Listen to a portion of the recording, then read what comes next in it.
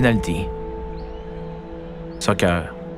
Football pour les Européens, les Sud-Américains, les Asiatiques, les Africains.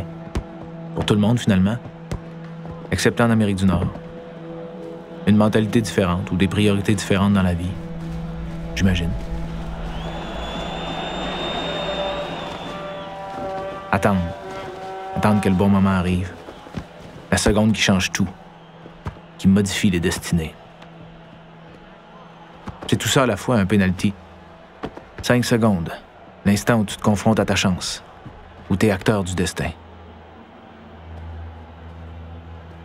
Ça se passe entre toi et cet homme, le joueur qui garde le but, la frontière, le seuil à franchir pour que le rêve se réalise.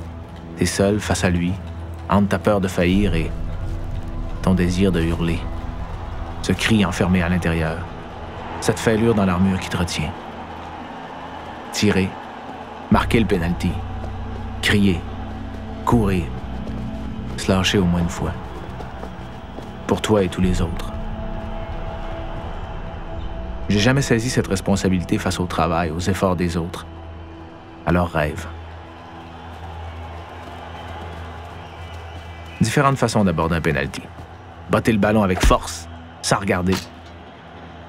Botter le ballon avec perfection. Envoyer le ballon dans le coin avec une telle précision qu'il est impossible pour le gardien de l'atteindre. Se moquer du gardien, le considérer comme un portier. Ou jouer safe. Et opter pour un mélange de tout ça. Mais ça n'a pas toujours été comme ça.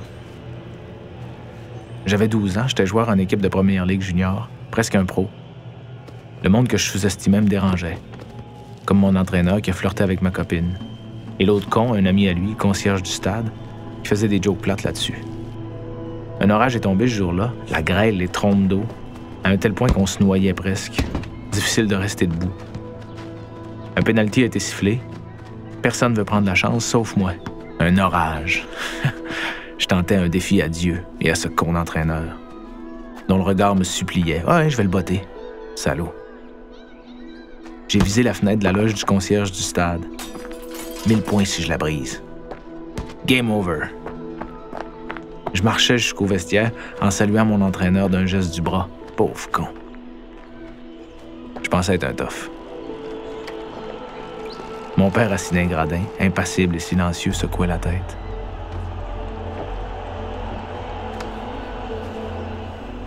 Le gardien de but essaie de me déconcentrer. Il me niaise. Il joue son rôle. Comme le gardien de but africain, autrefois en Somalie. Le village de Jiohar, 100 km au nord de Mogadiscio. C'est plus un jeu d'enfant. Et on peut plus déconner. On avait la responsabilité d'enlever les mines antipersonnelles, de sécuriser la seule route qui menait à l'unique pont qui débouchait sur le fleuve, le seul passage pour les musulmans piégés derrière les lignes des seigneurs de la guerre. Un no man's land entre deux enfers.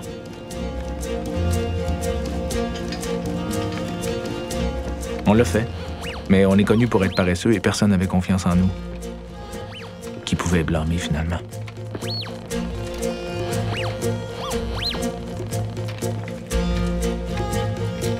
Un jour, mon sergent me dit « Capitaine, on joue au foot.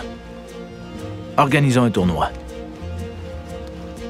On a organisé un tournoi dans les règles de l'art. Les gens du Nord, mangeurs de risotto, face aux gens du Sud, mangeurs de spaghettis. Les silencieux face aux bavards.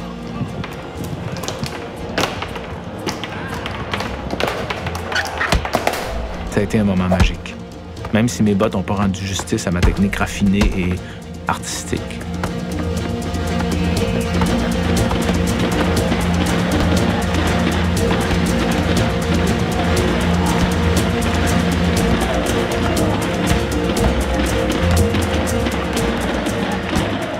Les enfants sont arrivés et ils se sont joints à nous. Ça a été débile. On les a intégrés à l'équipe.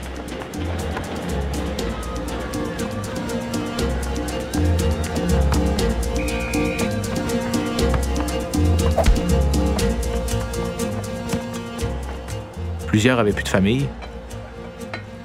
Et après, ils sont restés à dîner.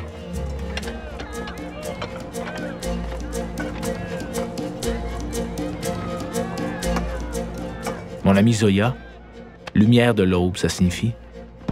10 ans. Jouait avec moi. Zoya, lui, était en charge des pénaltys. Nos regards se sont croisés. J'ai peur. Hey, bonhomme, la valeur d'un joueur s'évalue pas sur un tir au but. Jouer au foot, c'est avant tout de la générosité, de l'imagination, pas de l'égoïsme. Du courage.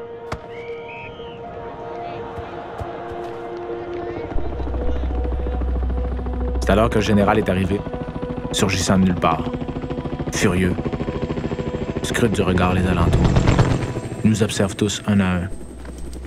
Qui est le responsable ici? Il parlait anglais. Monsieur? Moi, monsieur. Qu'est-ce qui se passe ici? Tout en se penchant pour voir mon grade. Capitaine. Monsieur, on joue au foot, monsieur. Il secoue la tête. C'est comme ça qu'on perd les guerres. Monsieur, vous avez perdu une guerre aussi, monsieur. Nous avons combattu pour la liberté et pour la démocratie. Monsieur, c'est pour ça qu'on joue avec les civils, monsieur. J'étais sur l'adrénaline. Le sergent m'a fusillé du regard. C'est quoi le problème, sergent?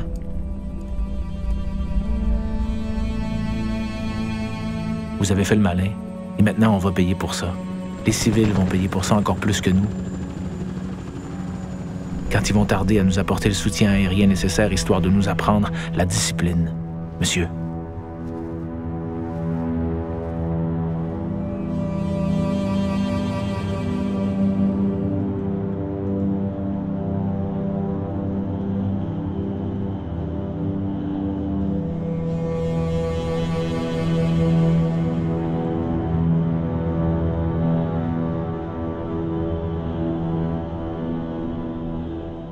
Un égo d'adolescent encore. Et les miliciens sont arrivés peu de temps après, et on n'a reçu aucun soutien logistique de la part du général. Débrouille-toi pour les sauver maintenant, insolent.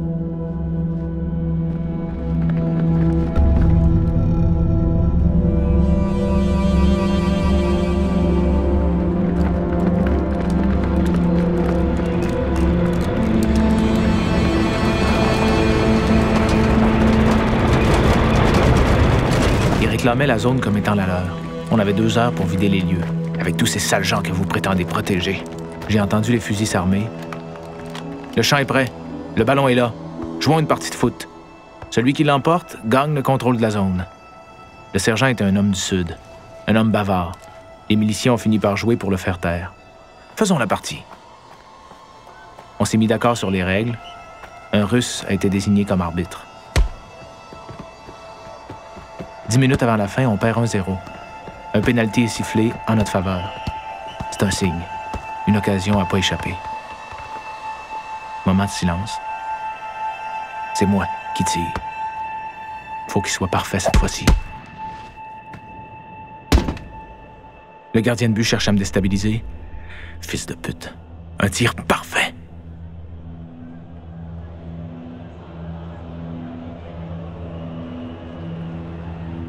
Sorti de nulle part, mon père secoue la tête comme dans les gradins du stade de quartier. Ces mots résonnent dans ma tête.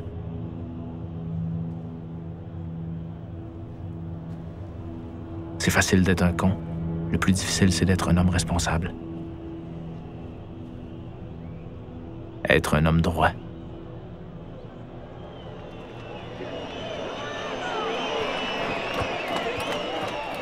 Un autre gardien me niaise. Il joue son rôle, finalement. C'est pas le temps pour la perfection. Maintenant. Envoie le gardien d'un côté et le ballon de l'autre côté. Joue safe. Sois responsable. C'est une affaire d'équipe, pas une affaire personnelle. Malgré ce que j'imagine, mon stade est rempli de gens qui m'aiment.